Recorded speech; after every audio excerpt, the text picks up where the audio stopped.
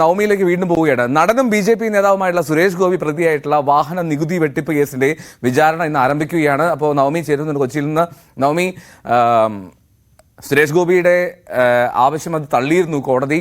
നിലവിൽ ഇത് ആരംഭിക്കുമ്പോൾ എന്താണ് സുരേഷ് ഗോപിയുടെ പ്രതികരണം, അല്ലെങ്കിൽ ഏത് ഘട്ടത്തിലാണ് ഇപ്പോൾ നിൽക്കുന്നത് ആ കേസ്?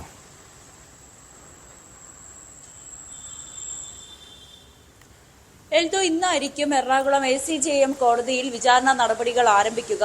ആദ്യഘട്ടം എന്നോണം കുറ്റപത്രം വായിച്ചു കേൾപ്പിക്കും. അതിനുശേഷം സാക്ഷികൾക്ക് സമൻസ് അയച്ച് വിളിച്ചു വരുത്തിയ ശേഷം അവരിലേക്കും കുറ്റപത്രം വായിച്ചു കേൾപ്പിക്കുക എന്നുള്ളൊരു നടപടികളിലേക്കായിരിക്കും ആദ്യഘട്ടം എന്നോണം കടക്കുക. പിന്നീടായിരിക്കും സുരേഷ് ഗോപി ഉൾപ്പെടെയുള്ളവരെ വിളിച്ച് കൂടുതൽ നടപടികളിലേക്ക് കടക്കുകയുള്ളൂ. എന്തായാലും ഇന്നാണ് ഈ വിചാരണ നടപടികൾ ആരംഭിക്കുക. ഇതിനു മുൻപ് തന്നെ ഈ കേസ് റദ്ദാക്കണമെന്നാവശ്യപ്പെട്ടുകൊണ്ട്, ഈ ഹർജി തള്ളണമെന്നാവശ്യപ്പെട്ടുകൊണ്ട്, കേസ് റദ്ദാക്കണമെന്നാവശ്യപ്പെട്ട് സുരേഷ് ഗോപി നൽകിയ ഹർജി കോടതി തള്ളിയിരുന്നു. സുരേഷ് ഗോപി ഈ കേസുമായി ബന്ധപ്പെട്ട് വിചാരണ നേരിട്ടേ മതിയാകൂ എന്നും കോടതി വ്യക്തമാക്കിയിട്ടുണ്ടായിരുന്നു.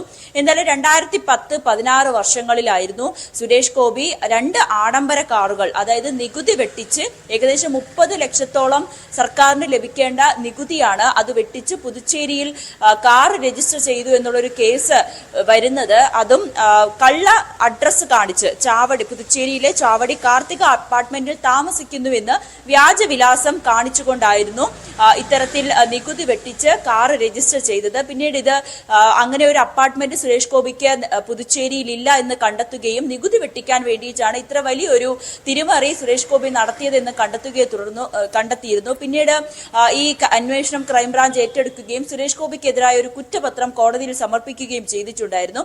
ഈ കുറ്റപത്രത്തിൽ കൃത്യമായി തന്നെ ഇതെല്ലാം പറയുന്നുമുണ്ട്. വ്യാജ മേൽവിലാസം ഉപയോഗിച്ചു, സംസ്ഥാനത്തിന് ലഭിക്കേണ്ട 30 ലക്ഷത്തോളം രൂപ നികുതി വെട്ടിച്ചാണ് ഇത്തരത്തിൽ 2 ആഡംബര കാറുകൾ സുരേഷ് ഗോപി പുതുച്ചേരിയിൽ രജിസ്റ്റർ ചെയ്തതെന്ന് കണ്ടെത്തുകയും ചെയ്തു. ഇതിനെ തുടർന്നാണ് സമഗ്രമായുള്ള ഒരു കുറ്റപത്രം കോടതിയിൽ സമർപ്പിച്ചത്. ഇതിനെതിരായി ഈ കുറ്റപത്രം സമർപ്പിച്ച വേളയിൽ തന്നെ ഈ കേസ് പിൻവലിക്കണം, ഹർജി തള്ളണമെന്ന് ആവശ്യപ്പെട്ടുകൊണ്ട് സുരേഷ് ഗോപി കോടതിയെ സമീപിക്കുകയും, പക്ഷേ സുരേഷ് ഗോപി വിചാരണ നേരിട്ടേ മതിയാകൂ എന്ന് കോടതി വ്യക്തമാക്കുകയും ചെയ്തു. എന്തായാലും ഇന്നായിരിക്കും എറണാകുളം